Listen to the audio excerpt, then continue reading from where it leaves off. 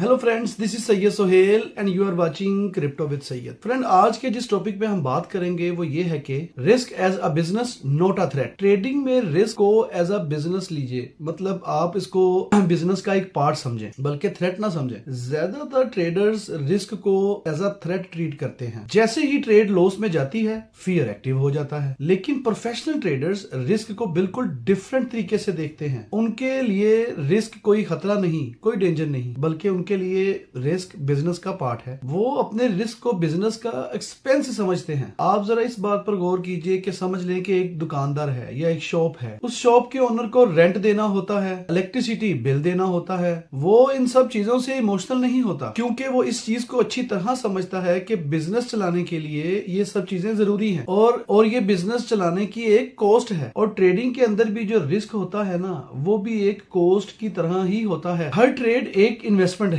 जिसमें थोड़ा सा एक्सपेंस शामिल होता है। हर ट्रेड एक इन्वेस्टमेंट है जिसमें छोटे छोटे एक्सपेंसेस अटैच्ड होते हैं। वो छोटे छोटे एक्सपेंसेस वही है ना जो बार बार आपके एसएल्स हिट होते हैं। तो यहाँ पर एक ट्रेडर का जब प्रॉफिट हिट होता है तो वो ये समझता है कि ट्रेड ने अच्छा वर्क किया है, और अगर वो ट्रेड अच्छी नहीं गई तो इसे कॉस्ट ऑफ डूइंग बिजनेस समझना चाहिए। जब आप रिस्क को थ्रेट समझते हो तो आप बार बार अपने स्टॉप लॉसेस को मूव करते रहते हो, पैनिक कर जाते हो। लेकिन जब आप रिस्क को एज अ एक्सपेंस ट्रीट करना सीख जाएंगे तो फिर आपको आपका डिसीजन इतना डिस्टर्ब नहीं करेगा। आप काम हो जाएंगे, पुरसुकून हो जाएंगे। याद रखिएगा फ्रेंड्स, ट्रेडिंग का गोल या ट्रेडिंग का मकसद लॉस अवॉइड करना नहीं, बल्कि उस लॉस को कंट्रोल करना है। एक कंट्रोल्ड रिस्क बिजनेस को आगे चलाता है, जबकि अनकंट्रोल्ड फियर बिजनेस को बंद कर देता है। उम्मीद है कि आपको मेरी ये वीडियो अच्छी लगी होगी। तो मिलते हैं नेक्स्ट इंफॉर्मेटिव वीडियो में। So stay tuned with us and keep watching crypto with Syed.